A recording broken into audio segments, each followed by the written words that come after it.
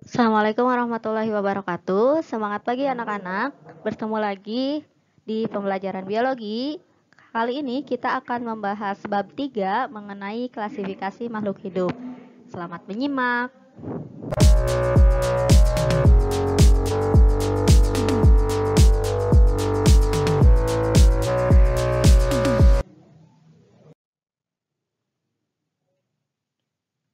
Ya, ini adalah kompetensi dasar yang harus kalian kuasai di bab ini. Ada kompetensi pengetahuan dan keterampilan. Untuk pengetahuannya, diharapkan kalian bisa menjelaskan prinsip-prinsip klasifikasi makhluk hidup dalam 5 kingdom. Kemudian untuk kompetensi keterampilannya, kalian diharapkan nanti bisa menyusun kladogram berdasarkan prinsip-prinsip klasifikasi makhluk hidup. Nah, ini adalah materi pokok di bab 3. Yang pertama adalah pengertian klasifikasi makhluk hidup itu sendiri, kemudian dasar klasifikasi, tujuan klasifikasi, manfaat klasifikasi, tahapan klasifikasi atau proses klasifikasi makhluk hidup, kemudian sistem klasifikasi makhluk hidup, perkembangan sistem klasifikasi makhluk hidup, tingkat takson ya ini, makhluk hidup, tata nama binomial, dan identifikasi makhluk hidup. Baik, kita langsung lihat di gambar. Nah, ada tumpukan baju ya di sini. Kemudian jika kalian diminta memilih celana, maka kalian akan memilih mengambil dari tumpukan baju ini yang sebelah kiri kalian atau yang sebelah kanan yang sudah tersusun rapi dan sudah dikelompokkan berdasarkan jenis pakaiannya. Nah, tentu kita secara otomatis pasti memilih yang sebelah kanan ya, karena akan memudahkan kita dalam mencari barang, jenis barang yang ingin kita cari gitu. Karena ini sudah diklasifikasikan atau sudah dikelompokkan berdasarkan jenisnya. Nah, jika memilih baju saja sudah sulit jika tidak diklasifikasikan atau tidak dikelompokkan. Nah, contoh yang lain misalnya di perpustakaan. Biasanya di perpustakaan itu sudah ada kelompok-kelompok buku apa yang akan kalian cari. Misal di sebelah kiri, misal ada buku-buku mengenai agama, kemudian di sebelah mana mengenai ilmu sosial, di sebelah sudut yang lain lagi mengenai bahasa dan sebagainya. Nah, karena buku-buku tersebut sudah dikelompokkan, maka kita akan lebih mudah mencari jenis buku apa yang kita inginkan. Nah, maka klasifikasi itu adalah pengelompokan. Nah, demikian pula halnya dengan makhluk hidup. Makhluk hidup itu kan sangat banyak ya yang ada di dunia ini. Maka agar lebih mudah mempelajarinya, kita mengelompokkan makhluk hidup atau mengklasifikasikan makhluk hidup. Berdasarkan apa? Tentu berdasarkan ciri-ciri tertentu yang dimilikinya. Jadi, klasifikasi makhluk hidup itu adalah pengelompokan makhluk hidup berdasarkan ciri-ciri tertentu yang dimilikinya. Nah, cabang ilmu yang mempelajari klasifikasi disebut taksonomi. Nah, klasifikasi itu mengelompokkan makhluk hidup berdasarkan ciri-cirinya. Ciri-ciri apa yang menjadi dasar atas pengklasifikasian makhluk hidup? Nah, ada beberapa yang bisa menjadi dasar klasifikasi makhluk hidup. Misalkan ciri fisik atau morfologi. Misalnya, ada makhluk hidup yang mempunyai sayap, kita lihat ada sayapnya, terus ada yang tidak, atau ada yang penutup tubuhnya itu berupa rambut, ada juga yang berupa bulu, ada yang berupa sisik, dan sebagainya. Kemudian tentu pasti ada persamaan ciri di antara makhluk hidup tersebut dan ada pula perbedaannya. Nah, selain ciri morfologi, kita juga bisa melihat ciri-cirinya berdasarkan ciri biokimia. Nah, makhluk hidup itu selain ada ciri fisik yang bisa kita lihat dari luar, ada juga kan ciri biokimia yang tidak bisa kita lihat. Misalkan perbedaan enzim yang ada di dalam tubuhnya, atau hormon, atau DNA-nya, termasuk juga di dalam gen. Kemudian bisa juga yang menjadi dasar atas klasifikasi itu adalah manfaat dari tumbuhan atau hewan atau makhluk hidup yang lain untuk kehidupan manusia. Misal kita mengelompokkan tumbuhan, ada tanaman obat-obatan, ada tanaman pangan misalnya, dan sebagainya. Nah, kenapa harus dilakukan klasifikasi?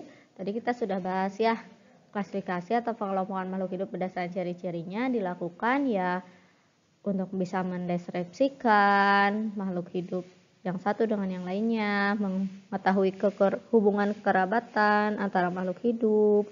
Kemudian kalau kita sudah tahu ciri-cirinya, bisa kita beri nama makhluk hidup yang belum teridentifikasi.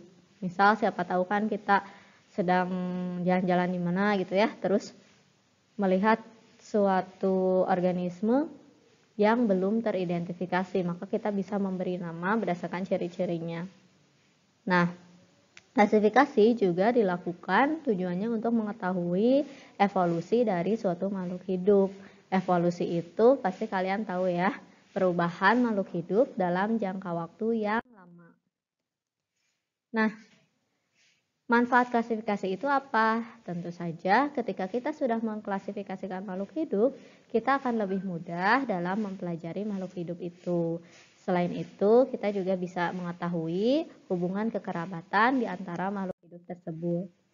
Nah, pasti banyak yang sudah tahu ya, ini adalah Charles Darwin. Charles Darwin itu adalah salah satu penemu dari sistem klasifikasi. Nah, selain sistem filogenetik yang ditemukan oleh Charles Darwin, ternyata sistem klasifikasi itu ada bermacam-macam. Misalnya, ada klasifikasi sistem alami. Tokohnya diantaranya misal Adams atau Lamarck ya. Nah, kalau sistem alami biasanya makhluk hidup itu diklasifikasikannya berdasarkan ciri alamiahnya, misalkan ciri morfologinya, bentuk luarnya, atau bagian-bagian tubuhnya atau anatomi. Kemudian kalau Charles Darwin sendiri mengemukakan klasifikasi sistem filogenetik. Dilihat dari apa? Dilihat dari sejarah evolusinya dan hubungan kekerabatan di antara makhluk hidup. Kemudian selain itu ada lagi sistem klasifikasi yang lain, misalnya sistem buatan atau artifisial yang pertama kali dicetuskan oleh Carolus Linnaeus.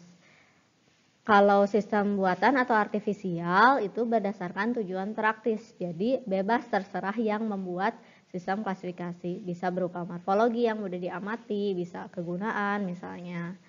Nah, sedangkan sistem modern itu adalah sistem yang menggabungkan antara filogenetik, ciri-ciri gennya. Jadi bukan hanya dilihat dari morfologi luarnya saja, tapi dilihat dari persamaan dan perbedaan ciri gen dan biokimia. Ini contohnya Carolus Linnaeus. Nah, perkembangan klasifikasi sistem klasifikasi makhluk hidup itu semakin maju ya dan semakin berkembang. Kalau dulu mungkin sebelum Masehi, Aristoteles itu sudah mengklasifikasikan makhluk hidup, tapi hanya dua macam saja, yaitu tumbuhan dan hewan. Nah, ini dari dulu pun pasti kita tahu ya, kalau hewan ya dia bisa bergerak, aktif, sedangkan tumbuhan tidak. Nah, semakin berkembangnya sistem klasifikasi, pengetahuan semakin berkembang, maka ternyata ditemukan ada makhluk hidup yang bukan hewan karena ada beberapa yang tidak bisa bergerak. Ada juga yang punya klorofil sehingga menyerupai tumbuhan, tapi ada juga yang menyerupai hewan. Nah, maka makhluk hidup tersebut dimasukkan ke dalam kingdom yang baru, yaitu Protista. Nah, itu sistem klasifikasi 3 kingdom. Semakin lanjut lagi, semakin maju lagi pengetahuan, didapatkan ternyata ada makhluk hidup yang bersel satu dan dia tidak punya membran inti seperti yang lain. Nah, dia dimasukkan ke dalam kingdom khusus yaitu Monera, sehingga diketahui ada 4 kingdom. Nah, berkembang lagi, ternyata ada makhluk hidup yang ciri khasnya mirip tumbuhan, tetapi ternyata dia tidak bisa berfotosintesis karena tidak memiliki klorofil. Makhluk hidup tersebut dimasukkan ke dalam kingdom fungi atau jamur, sehingga dihasilkan 5 kingdom, yaitu Plantae, Animalia, Protista, Monera, dan fungi. Nah, di antara kelima kingdom ini pasti ada perbedaan ciri-cirinya ya, masing-masing gitu. Nah, tidak hanya sampai di situ, sistem klasifikasi semakin berkembang. Makhluk hidup yang tidak punya membran inti tadi yang dimasukkan ke dalam Monera ternyata memiliki perbedaan lagi di antara makhluk hidup yang disebut Monera itu. Ada yang dinding selnya berbeda antara jumlah lipid dan peptidoglikan. Nah, dimasukkanlah ke dalam 2 kingdom yang berbeda, yaitu Archaebacteria dan Eubacteria, sehingga dihasilkan 6 kingdom. Kemudian semakin berkembang lagi, maka dicetuskanlah lagi sistem klasifikasi yang baru, yaitu sistem 3 domain. Makhluk hidup yang Archaebacteria tadi dimasukkan ke dalam domain Archaea, kemudian Eubacteria masuk ke dalam bakteria, dan semua makhluk hidup yang memiliki membran inti atau eukariot masuk ke dalam domain Eukariota, termasuk kita ya, manusia. Nah, kita lanjut. Berdasarkan klasifikasi tersebut, terdapat tingkat takson. Nah, dalam makhluk hidup ini disusun berdasarkan ciri khas dari makhluk hidup itu sendiri.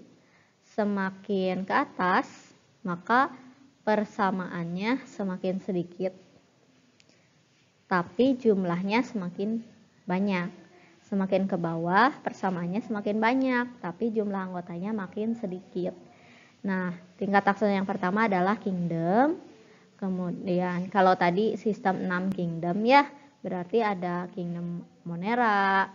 Kalau yang 5 kingdom, ada kingdom Monera, ada Protista, ada Plantae, ada fungi, dan ada Animalia. Kemudian kalau misalnya kita ambil kingdom Animalia, Animalia akan dibagi-bagi lagi menjadi filum kalau pada hewan dan divisi kalau pada tumbuhan. Misalkan filum pada kingdom Animalia atau hewan ada filum Chordata kalau yang punya notochord ya, yang nanti jadi tulang belakang. Kemudian kalau yang invertebratanya ada misalnya filum Mollusca, hewan-hewan lunak, ada arthropoda, hewan yang berbuku-buku, pokoknya ada beberapa filum dalam satu kingdom Animalia. Nah, kemudian di filum-filum itu, misal kita ambil filum Chordata yang vertebrae ya, yang mempunyai tulang belakang, dibagi lagi menjadi kelas-kelas. Misal ada kelas, kalau pada vertebrata ada kelas mamalia, ada kelas amfibi, ada kelas aves, dan lain sebagainya. Terus kita ambil misalkan dari kelas mamalia, dibagi lagi menjadi ordo-ordo. Kemudian dari ordo dibagi lagi menjadi famili. Famili dibagi lagi menjadi genus, dan akhirnya spesies.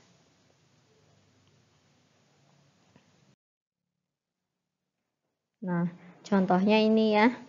Misalnya manusia itu domainnya termasuk eukariota karena memiliki membran inti. Kemudian kingdomnya Animalia. Nah, dalam Animalia ada beberapa filum. filum pada manusia itu Chordata, kemudian kelasnya Mamalia. Ordo atau bangsanya adalah Primata, hewan yang berdiri tegak, Mamalia berdiri tegak. Mamalia yang memiliki 5 jari ya, kemudian Primata memiliki beberapa famili, contohnya adalah Hominide yang bisa berdiri tegak, kemudian genusnya Homo dan spesiesnya Homo sapiens, manusia bijaksana, manusia yang saat ini. Nah, bagaimana cara kita mengklasifikasikan? Ada beberapa tahapan. Yang pertama adalah pengamatan sifat makhluk hidup, disebut juga identifikasi atau pencanderaan. Misal kita menemukan tumbuhan seperti ini, kita identifikasi dulu. Daunnya seperti apa, akarnya seperti apa, bunganya seperti apa, ciri-cirinya bagaimana. Nah, itu adalah identifikasi atau pencanderaan. Kemudian kita bisa mengelompokkan makhluk hidup tersebut berdasarkan hasil identifikasi ciri-ciri yang tadi. Nah, kemudian kita memberi nama spesies tersebut dengan aturan tata nama binomial. Nah, misal ketika kalian jalan-jalan atau di depan kalian, misal ada 6 tumbuhan yang berbeda. Misalnya ada kedelai, ada jagung, ada suplir, ada terung, ada melinjo, dan ada lumut daun. Nah, kemudian kita coba klasifikasinya. Nah, yang pertama kali dilakukan adalah membuat kunci dikotom. Kunci dikotom itu kunci yang terdiri dari 2 ciri yang sangat bertolak belakang. Misalnya, kan tadi kita sudah melihat ada lumut, suplir, ada jagung, kedelai, ada terung, dan ada melinjo. Kita buat 2 ciri khas yang bertolak belakang. Misalnya di sini berspora dan tidak berspora. Kemudian kita masukkan masing-masing tumbuhan tadi ke dalam ciri khas ini. Misalnya yang berspora adalah suplir dan lumut. Sedangkan yang tidak berspora adalah jagung, ada kedelai, ada terung, dan ada melinjo. Kemudian dari yang berspora tadi dibagi lagi, kunci dikotom lagi jadi 2 ciri khas yang berbeda. Ada yang batangnya jelas dan ada yang batangnya tidak jelas. Nah, yang berbatang jelas misalnya kita masukkan ke suplir. Kalau yang tidak berbatang jelas kita masukkan di sini lumut. Nah, kemudian yang tidak berspora juga sama ya, ada 2 ciri khas yang berbeda. Ada yang bijinya tertutup, ada yang bijinya terbuka. Nah, yang bijinya tertutup kita masukkan ke sini, misal jagung, kedelai, terung. Terus kalau yang bijinya terbuka, masukkan ke sini, misalnya melinjo. Masih ada perbedaan lagi di antara mereka. Nah, kita masukkan lagi ciri khas yang bertolak belakang. Ada yang bijinya berkeping 2, ada yang bijinya berkeping 1. Nah, yang berkeping 2 kita masukkan misalnya kedelai dan terung. Yang berkeping 1 misalnya jagung.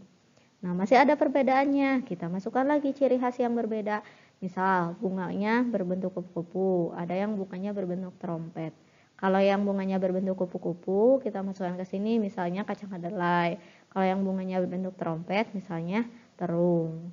Nah, ini disebut kunci dikotom. Kunci yang memuat atau diagram yang membuat ciri khas yang bertolak belakang.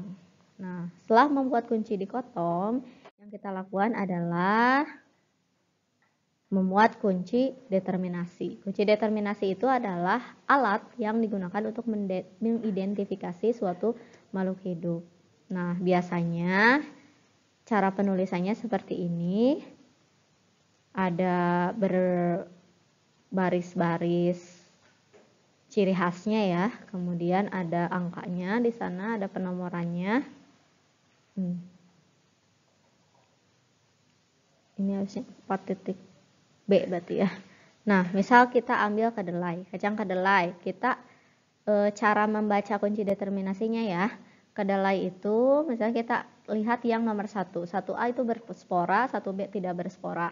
Kita lihat, oh kedelai itu misalnya tidak berspora, berarti pilih 1B. 1B pilih. Kemudian oh dia tidak berspora, berarti kita lihat tidak berspora itu harus melanjut ke nomor 3. Nah, langsung kita cari yang nomor 3 di sini. Ada 3A, 3B. Kita lihat lagi cirinya. Kedelai. Apakah kedelai itu berbiji tertutup atau berbiji terbuka? Kedelai itu berbiji tertutup ternyata. Nah, kita pilih 3A. 3A, kemudian kita lihat lanjutnya ke nomor 4 berarti. Nah, dari nomor 4 kita lihat lagi yang nomor 4. Ini harusnya ada 4B ya. Kelewat. 4A. 4A itu berkeping 2. Berarti dia kita ambil yang berkeping 2. Berarti lanjut ke nomor 5. Nah, demikian seterusnya sampai kita melihat ujungnya di mana, berarti dia itu termasuk ke dalam famili atau ordo tersebut gitu. Jadi kita ulangi lagi ya, misal dari jagung nih, jagung kita lihat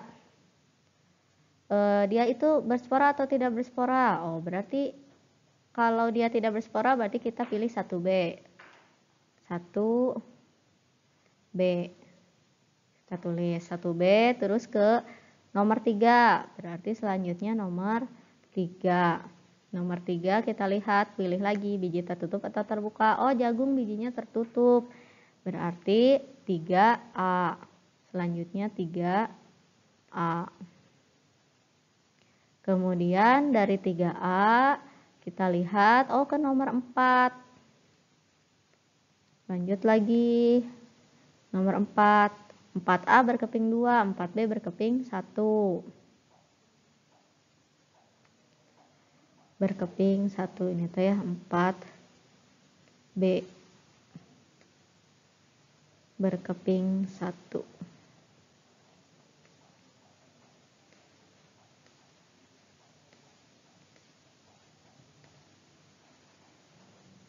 Nah, berkeping 1. Kita pilih. Nah, ternyata berkeping 1 itu misalkan di sini ada monokotil misalkan.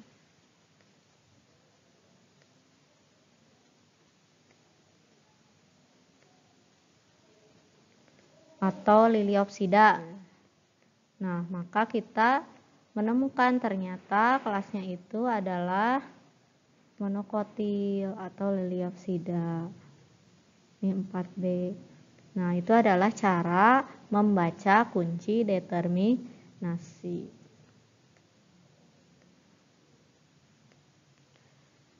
Mudah-mudahan bisa dipahami ya. Kalau masih belum paham, bisa kalian tanyakan langsung.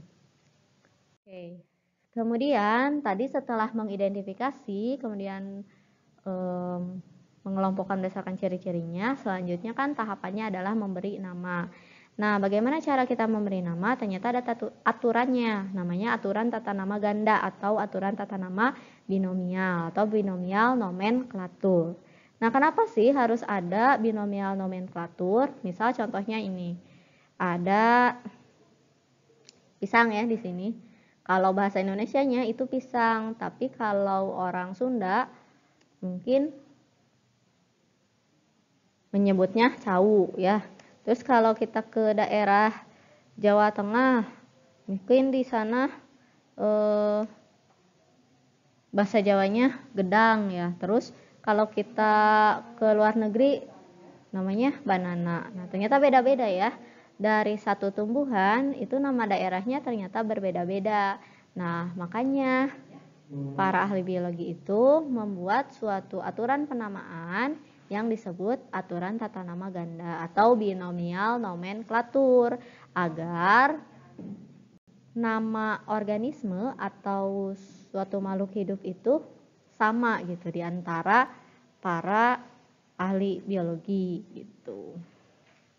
Misalnya kalau pisang namanya Musa paradisiaca. Kalau kita bertanya apakah ini pisang misalnya, tapi bukan ke orang Indonesia, pasti akan sulit ya. Tapi kalau kita bertanya ke orang yang tahu nama ilmiahnya, baik dari negara manapun, pasti semua orang tahu bahwa ini adalah Musa paradisiaca. Nah, itu adalah aturan tata nama ganda. Nah, aturan Caranya itu seperti apa? Yang pertama, tata nama binomial itu terdiri dari dua kata, namanya juga tata nama ganda atau binomial. Berarti ada dua kata, bahasanya Latin. Kenapa bahasa Latin? Karena yang mencetuskannya ya orang Latin. Misalnya Carolus Linnaeus itu kan orang Latin ya. Terus kata pertamanya adalah genus, sedangkan kata kedua adalah spesies. Selanjutnya, tata nama binomial itu harus dicetak miring atau di garis bawah secara terpisah. Kemudian huruf awalnya pada kata genus, pada kata pertama harus kapital, sedangkan kata kedua itu tidak boleh kapital, harus huruf yang kecil ya. Nah, kemudian nama atau singkatan penemu boleh ditulis di belakang menggunakan huruf tegak tanpa garis bawah. Contohnya ini, kacang kedelai, nama ilmiahnya adalah Gisin max. Nah, mer, berarti glisin itu adalah genusnya, max itu adalah spesies. Mer itu berarti penemunya. Bisa ditulis miring seperti ini atau di garis miring seperti ini, tapi secara terpisah. Oke, kita lanjut. Nah, masih mengulas aturan penamaan binomial ya. Misalnya mangga, Mangifera indica, genusnya berarti Mangifera genusnya. Indica berarti spesiesnya, spesies Mangifera indica. Kemudian Musa paradisiaca. Nah, Musa itu berarti genusnya, pisang. Paradisiaca itu spesiesnya. Nah, nama penemunya misalnya ditemukan oleh Linnaeus.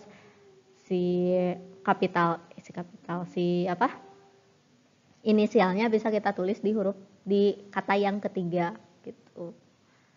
Nah, Bu, gimana kalau yang tumbuhan atau hewan tersebut adanya cuma di Indonesia aja misalnya, nggak ada di Latin, tetap aja harus dilatinkan, jadi dipaksa biar seperti bahasa Latin. Misal salak misalkan, salak tuh adanya di Indonesia tapi tetap harus pakai bahasa Latin, jadinya salaka, zalaka misalnya, kayak gitu. Jadi bahasa Latin atau yang dilatinkan. Lanjut. Nah, di bab ini kita juga mempelajari mengenai kladogram atau pohon evolusi. Nah, contohnya adalah seperti ini. Jadi kladogram itu bentuknya pohon ya, banyak cabang-cabangnya, dan itu bisa menjadi petunjuk untuk melihat kekerabatan suatu makhluk hidup yang ada di kladogram tersebut. Itu. Kladogram itu sebenarnya singkatan ya dari kladistik dendrogram. Kladistik itu adalah metode ya untuk mengklasifikasikan makhluk hidup ya berdasarkan ciri-cirinya. Nah, klados itu artinya bercabang. Jadi dia itu bisa mewakili hubungan kekerabatan atau di antara organisme yang dikelompokkan. Sehingga bisa juga kita melihat evolusinya seperti apa dari nenek moyangnya. Nah, ini contoh kladogram selanjutnya. Jadi misalnya ini ada nenek moyang pertama. Nenek moyang pertama itu dia keturunannya bisa jadi ke spesies yang ini. Terus dia ada juga nenek moyang selanjutnya. Dia kemudian mempunyai keturunan spesies 1 dan spesies 2. Terus kan ada penyatuan ya, ada nenek moyang bersama antara spesies 1 dan 2. Terus kalau yang ini berarti nenek moyang antara spesies 1, spesies 2, spesies 3. Seperti itu. Nah, ada taksa. Taksa itu si makhluk hidup yang dikelompokkannya ya. Saya ini spesies 1, spesies 2, spesies 3. Terus ada node. Node itu nenek moyang. Misalnya ini. Ini adalah node atau nenek moyang spesies 1, 2, dan 3. Kayak gitu. Jadi karena di sini dari nenek moyang ini ternyata keturunannya beda misalkan, berarti kan dia penyebab apa ya, perbedaan evolusi suatu makhluk hidup gitu. Jadi asalnya mah sama, satu nenek moyang, tapi jadinya beberapa spesies setelah mengalami proses evolusi. Kemudian ada klade, kelompok organisme yang melingkupi leluhur serta juga semua keturunannya. Jadi ini leluhurnya, ada keturunan-keturunannya, itu namanya klade. Ya, kita lanjut ya. Misal monofiletik itu kelompok organisme yang memiliki nenek moyang bersama. Kalian lihat di gambar kladogram ini, monofiletik itu ditandai dengan yang warna kuning. Nah, kalau di sini ada makhluk hidup yang merupakan nenek moyang di antara yang ini ya, New World Monkeys, misalnya some Old World Monkeys, apes sama humans, manusia. Nah, di sini ya ke bawah, jadi ke bawah ke kelompok monofiletik. Kemudian ada synapomorph. Synapomorph itu adalah karakteristik bersama atau karakteristik yang dimiliki oleh beberapa makhluk hidup yang ada di kladogram tersebut. Kemudian ada parafiletik. Kalau parafiletik itu sekelompok hewan yang mengandung leluhur dan beberapa, tetapi tidak semua dari keturunan bersama. Maksudnya gini, coba kalian lihat parafiletik itu yang ditandai dengan warna toska ini ya. Nah, di sini itu kan termasuk si nenek moyang. Sebenarnya kalau di sini ada makhluk hidup, kita kan bisa tahu bahwa ini adalah nenek moyang dari lemur, dari lorises, dari tarsius, misalnya dari New World Monkeys, dari Old World Monkeys, dari apes, dari humans, dari manusia. Nah, ini sebenarnya nenek moyangnya kan dari kesemuanya.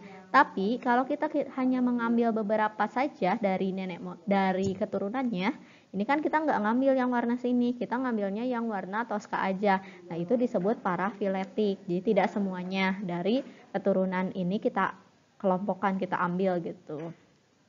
Nah, kemudian ada polifiletik. Kalau polifiletik kita hanya mengambil makhluk hidup saja, makhluk hidup itu saja tanpa nenek moyangnya.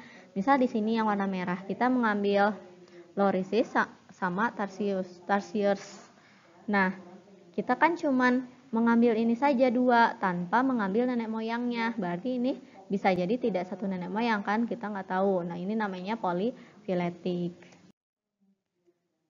Nah, selanjutnya bagaimana sih caranya membuat kladogram? Pertama kali kita akan kalau kita mau membuat kladogram, kita memilih dulu organismenya apa yang mau kita masukin ke dalam kladogram kita. Misalnya, kita mau masukkan belalang, lalat, capung, sama kupu-kupu. Nah, kemudian kita candra lagi, kita lihat, kita identifikasi ciri-cirinya. Mana ciri-ciri yang sama, mana ciri-ciri yang berbeda. Setelah itu, kita bikin si ciri-cirinya itu masukkan ke dalam tabel ciri-ciri. Kalau si tabel itu memuat ciri-ciri dari yang paling umum sampai yang paling khusus. Kemudian tuliskan di tabel itu nama organismenya, tuliskan juga ciri-cirinya. Kemudian checklist kalau si organisme itu punya ciri khas yang kita tulis di sana, di checklist. Kalau tidak berarti jangan di checklist, kayak gitu. Boleh juga memakai tanda plus, pokoknya ditandai saja. Ini contohnya ya.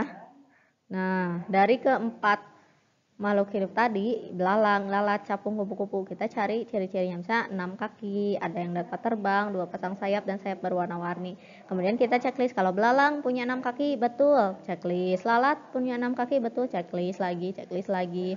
Kupu-kupu 6 kaki juga, checklist semuanya.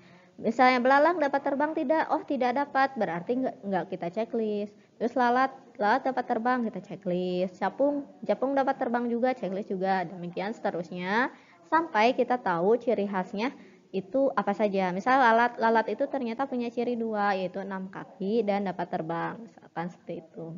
Nah, setelah kita punya tabel persamaan ciri, kita bisa memuat kladogram. Caranya adalah bikin dulu garisnya, garis diagonal ya. Kemudian kita buat garis lagi untuk cirinya